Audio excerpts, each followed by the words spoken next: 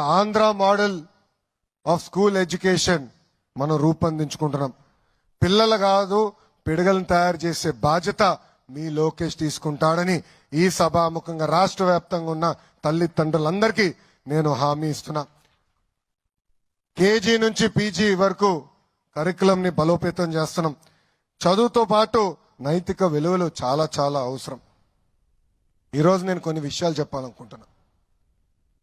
మనం మాట్లాడుతూ గాజులు తొడుక్కున్నావా అంటారు.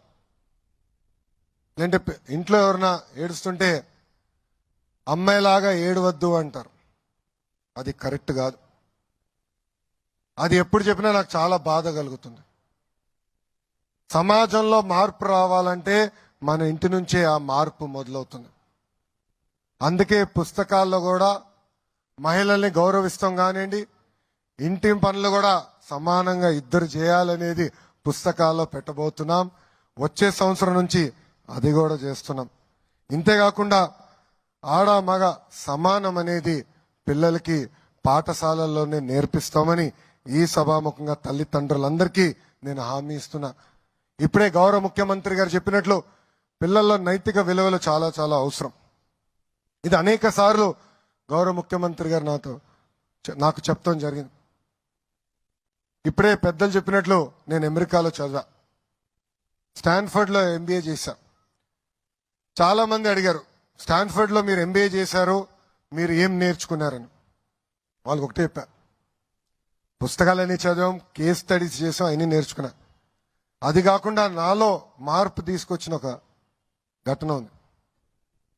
మొదటిసారి నేను ఎక్కడ పరీక్షలు రాయాల్సిన సమయంకి వెళ్తే ఉపాధ్యాయులు వచ్చి పేపర్లని టేబుల్ మీద పెట్టారు. క్వశ్చన్ పేపర్ టేబుల్ పైన పెట్టి మమ్మల్ని అందరినీ పక్క అంటే ఒకే కుర్చీ కాదు, ఒక కుర్చీలో కూర్చొని పక్క కుర్చీ ఖాళీ పెట్టి ఇంకొక కుర్చీలో కూర్చోండి అని చెప్పారు. కూర్చున్న తర్వాత ఆయన అందరికీ పేపర్లు ఇచ్చి ఇంకా మీరు ఎగ్జామ్ రాయండి అని చెప్పి ఆయన వెళ్ళిపోయారు. క్లాస్ నుంచి వెళ్ళిపోయారు. స్టాన్ఫర్డ్ లో ఆనర్ కోడ్ అని ఉంది. నేను కాపీంగ్ చేయను, పక్కోడు కాపీ చేస్తే రిపోర్ట్ చేస్తానని. సుమారుగా ఒక 30 ఎగ్జామ్లు రాసుంటా, 30 పరీక్షలు. ఎక్కడ ఒక్క టీచర్ కానీ ఇన్విజిలేటర్ లేరు. అందుకే అంటున్నా, సమాజంలో నైతిక విలువలు చాలా చాలా అవసరం. ప్రత్యేకంగా పిల్లల నుంచే ప్రారంభం అవ్వాలి. దీనికోసం గౌరవ ముఖ్యమంత్రి గారు సలహాదారుగా చాగంటి కోటేశ్వరరావు గారిని నియమించారు. వారి డైరెక్షన్ లో ప్రత్యేక పాఠాలు కూడా త్వరలో రూపొందిస్తున్నాం.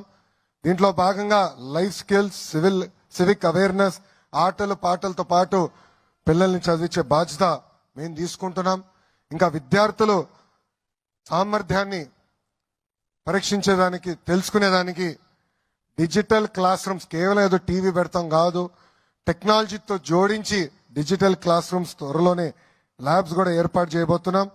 ఇంకా మీ పిల్లలు టెక్స్ట్ బుక్ లో ఏం చదువుతున్నారని కాకుండా చదివింది ఎంతవరకు వాడగలుగుతున్నారు, రోజువారీలో ఎట్లా వాడగలుగుతున్నారు, దానిపైన కూడా తల్లిదండ్రులకి మేము తెలియజేస్తాం.